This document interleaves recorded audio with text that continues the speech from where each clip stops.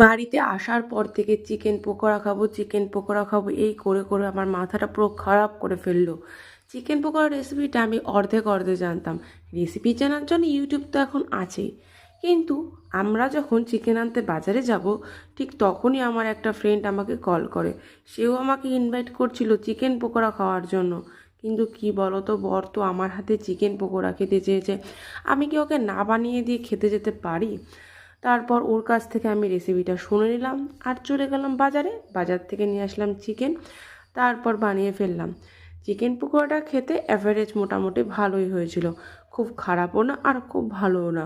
আর এর উপর একটু লেবু দিয়ে, তারপর একটু বিট নুন দিয়ে আর সাথে সস দিয়ে খেতে কিন্তু দারুণ লাগছিল সন্ধ্যাবেলায়। যাই হোক, খুব খুব খুব মজা পেলো আমার বর আমার হাতে চিকেন পকোড়া খেয়ে। তো চলো, টাটা, এখানেই আজকে ভিডিওটা শেষ করছি।